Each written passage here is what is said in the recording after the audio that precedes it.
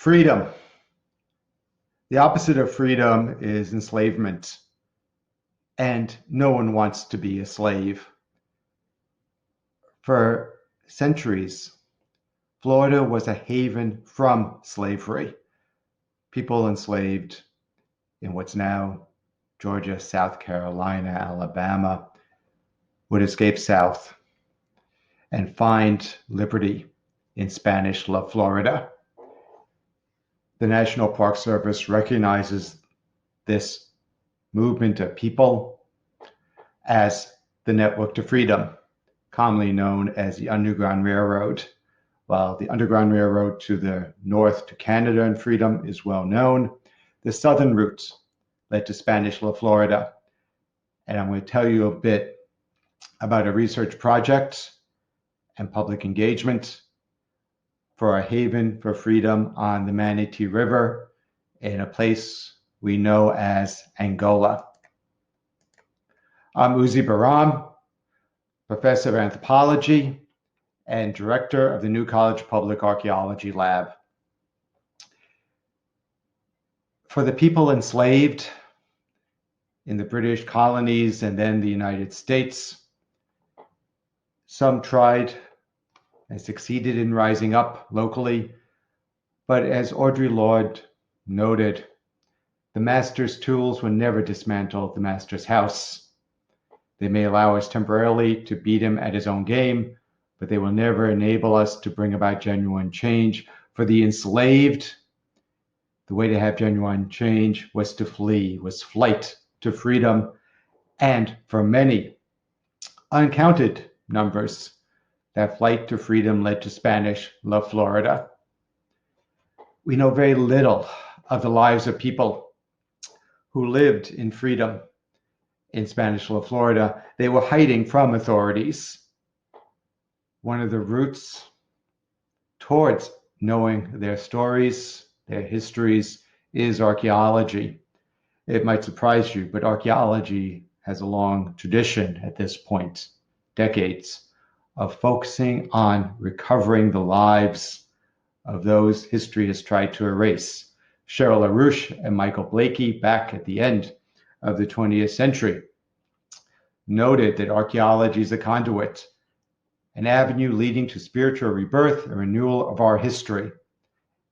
And our history is in the bones and the artifacts excavated. It is tangible. It is real. Archaeology provides evidence and insights and inspiration. There's so little that is known about these freedom-seeking people across Florida, but particularly in Southwest Florida, that archaeology is the main conduit for knowing and understanding.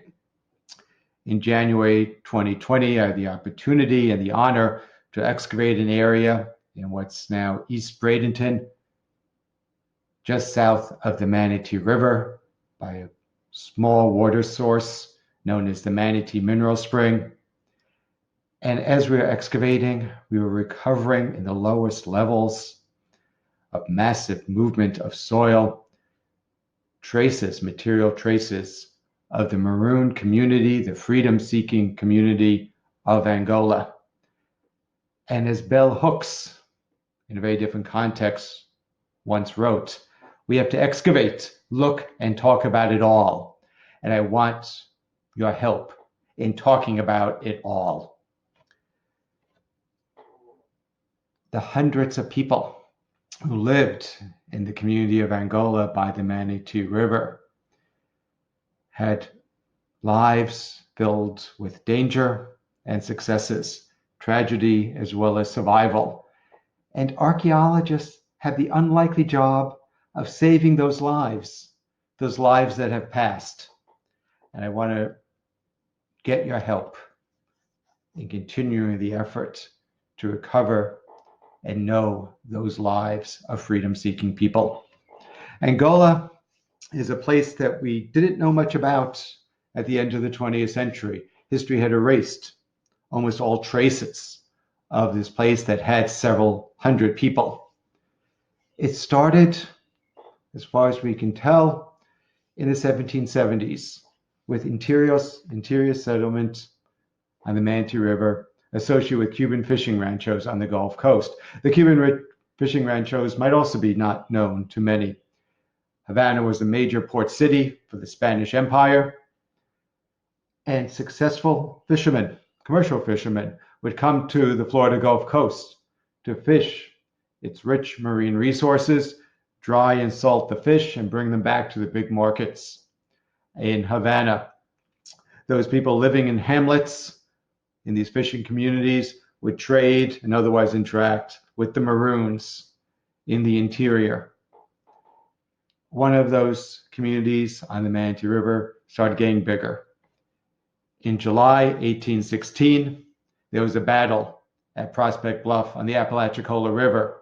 American naval forces attacked a haven for liberty on the river in Spanish La Florida and destroyed the fort at Prospect Bluff. Some were captured, some escaped to the interior, and some escaped to Tampa Bay, to Angola. There was another battle in 1818 where, again, American forces attacked in Spanish La Florida. And after the Battle of Suwannee, more refugees came to Angola. Historian estimates 750 people lived in the area from the Manatee River down to Sarasota Bay, maybe even on the grounds of what's today New College of Florida. These were people living in freedom. Yet there are those who wanted to enslave, and there were plots in April 1821 that we know of to capture the freedom-seeking people of the Florida Gulf Coast. And just as Florida was handed from Spain to the United States, a slave raid destroyed the community. Hundreds were captured, but the survivors fled to the interior, to Manatee or to Cape Florida, and then on to the British Bahamas for safety, including a settlement that still exists today at Red Bays. The people of Red Bays knew their ancestors had come from Florida. One of the elders in the community, Reverend Newton, produced a book in 1968 where he notes their ancestors had come from Florida, but they didn't have the details. It took a massive research project, an interdisciplinary community-based research project, to bring out the details of the history and work with the descendant community to bring out what had occurred. And 2 years ago, members of that descendant community came to East Bradenton to celebrate their ancestors on the land that their ancestors had walked upon. A fitting conclusion to a large-scale heritage program here in Southwest Florida. That program started. It was not a quick process. In 2004, when Vicki Oldham, a community scholar in Sarasota, wanted to find the evidence for Angola, it was known through an obscure research project in a historic journal. She wanted to be known and brought together an impressive group of scholars to start looking. It took 10 years before the findings were announced and that story of Angola was revealed from the archaeological research.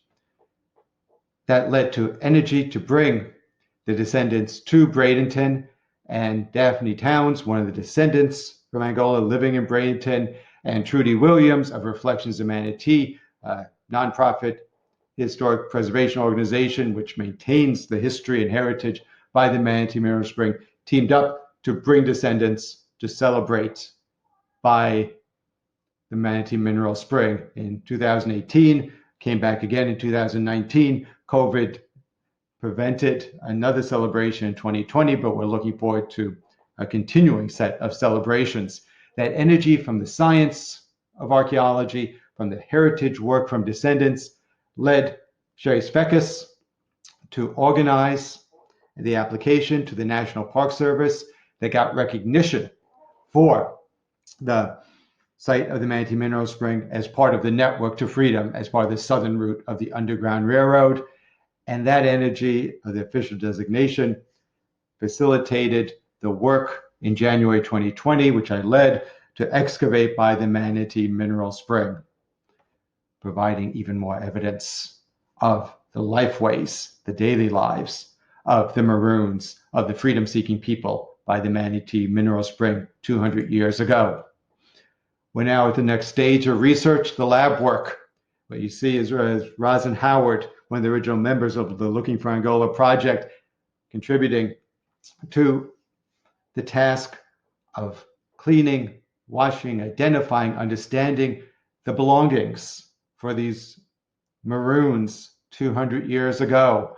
We're going to be working through the materials over the next several months and then moving towards commemorating this struggle for freedom.